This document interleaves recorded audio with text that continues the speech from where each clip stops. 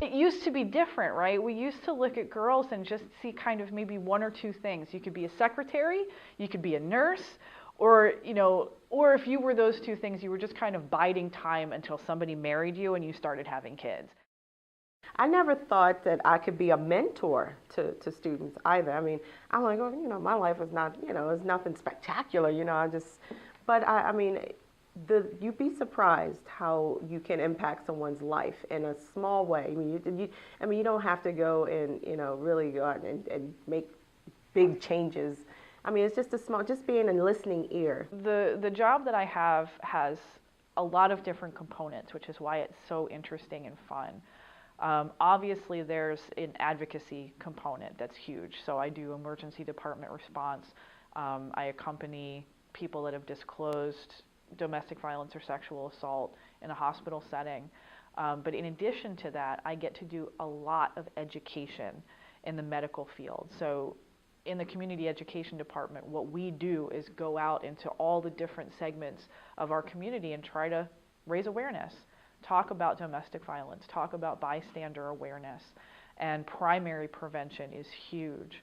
So my component is reaching out to everybody in the healthcare field, all medical practitioners in York County, and give them advice, give them information, talk to them about the background of domestic violence, why it happens, why it's so challenging for people to leave, and then also what they can do directly to help screen and then refer patients to services. 7, 8, quick, slow, quick, slow, prep, quick, yeah! Now in 2015, it's becoming a very prevalent thing in finding your passion. I think that has been, in the 60s, that was kind of a thing, and it's grown, but especially right now, I think there's a lot of pressure, especially on my age group of being fresh out of college, and you kind of have to develop your own job, and I think that is becoming something that's very unique to identity, and it's not exclusive from it. So I think that part of finding your identity in 2015 is finding also your workforce and how that can give back to the community, and then in turn what your identity is in the community as well as for yourself. I said this to my boss once. I said I'm a reluctant mentor because sometimes I'm just like, what do I have to offer? And my boss is like, well, you have a lot to offer. You're a mother. I have a 16-year-old daughter. I've been working in higher ed for a long time now. I worked at the previous job for probably I left there after 8 years and I came here. I've been here for 8 years as well. So I've been in it over 16 years. And I guess I do have a little bit of something to give, more knowledge, life experience especially. So especially to our African American females, I think it's important for them to have a good role model and someone to look to, or someone that they can have something in common with, or someone that looks like them.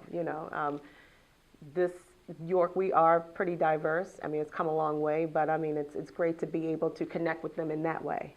So I'm proud of that. I was the president of the Human Development and Family Studies Club here at Penn State York, and through that became aware of the Sexual Assault Awareness Month committee that Access and Victim Assistance Center sponsor. As the president, I was invited to sit on that committee, and that was sort of my first step into the world of Access and Victim Assistance Center. And I was really hooked after that first moment. They did a lot of work with distributing information about sexual assault and sexual violence, had a lot of really interesting, engaging programs to get people thinking about it, but also sort of combining that interest with fun activities instead of delivering lectures and things like that, which I really found appealing.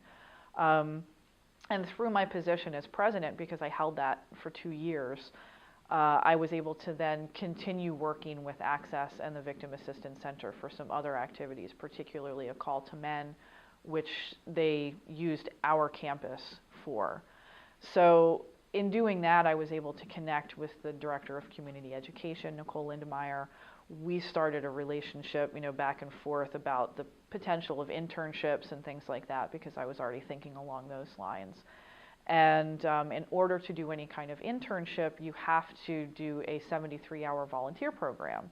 So I was in the middle of that volunteer program when this position became available, and two people suggested, from Access, suggested I go out for that, including Nicole, who would become my boss.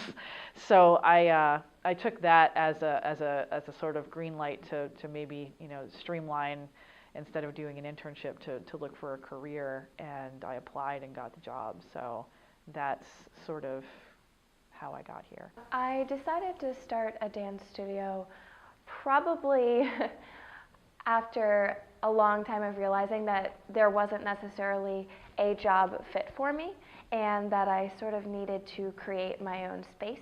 I was in a lot of positions that sort of made me question my work ethic as a creative and as a person in general, freshly out of school. So the dance studio itself as a focus came about. I'd been dancing my whole life. I had taught while I was in New York for a while in school and worked with couples. And my parents are both in education as well. And it just was a very natural process in realizing that that's what I wanted to be doing. And then with the studio, I just wanted to have my own creative space to be able to do those things. My support group is definitely my husband and my daughter, for sure. My husband has supported me from day one, anything I wanted to do. I mean, anything that I said, I think I want to do this, he's always been behind me 110%. My daughter, she's always like a little cheerleader in the back. Mom, you can do it. You can do this. My mom, who lives in Baltimore, she's always been a real good supporter. But one of the main supporters, now that we're really thinking about this, one of my main supporters growing up was my aunt. It was Aunt Jane, and she was a stickler for education. I mean, a stickler for starting something and completing it. Coworker support is huge because the nature of our programs, I mean, the core is confidentiality. So it's not like I can go home at night and talk about my day at work. Sometimes I can if I have a meeting, but if I've been doing direct services all day, I can't bring that home with me. So coworker support is actually a really big aspect of that. Being able to debrief with my supervisor and coworkers is huge. But outside of work, I also have a really great support network. I have a lot of friends. I live close to my family. And I have a domestic partner that understands when I come home in a bad mood and can't talk about it. So I definitely am very lucky to have a lot going on outside of work. My support group my parents were both sort of in the arts field, so they've definitely been a support group as far as it's not a foreign avenue to them. I would say probably my biggest support group are some of the youth that are here, because they're so excited, and that gives me incentive to keep moving forward. Probably the age group between 14 and 20 is just a really, really huge motivator. And then obviously people that have been close to me my whole life, my close friends, and that have just seen me go through this process with different avenues, of course. And help me to not doubt myself when the workload got a little intense and I wasn't sure if I could do it alone. So there have been several people, but basically friends and family, but the most unique would be the people that were already here in the doors. Okay, 5, 6, 7, 8, and slow, slow, quick, quick, slow, slow, quick, quick, slow. My message to them is what works for me. A lot of people have asked me, what are you doing? How do you stay fit? How do you stay healthy? And I say, what I do may not work for you. I mean, a lot of my journey started not too long ago. A friend of mine that used to work here, her name was Tony Dumas, she was in the gym a lot. I'm like, she's just in the gym, and she was lifting weights, and I'm thinking, I don't want to. If I lift weights, I don't want to become Hulk Hogan or anything. I don't want to be bulky. I'm like, I don't want to do that. So she convinced me. She's like, come on, Cynthia, come on in and, just start lifting weights and, just see how it is. You don't want to lift heavy weights. But I had always known that if you incorporate weight training, women need to incorporate weight training into their fitness plan because that helps burn calories too. At the end of the day, when I talk about what I do, when I talk about, you know, my path and everything, I think that the thing, it's important, even if we've only just touched on it, is, you know, the importance of empowering women, the importance of really thinking about how we interact with women, not just individually, but as a society, and feeling comfortable standing up for that, feeling comfortable being the person, whether we're a man or a woman, to think about the media that we are looking at, the things that we find amusing, how we treat one another as people. Because when I think of my path, I think of the fact that I've been extremely fortunate. And I work within an organization where we see the impact of some of the aspects of society that still need a lot of work.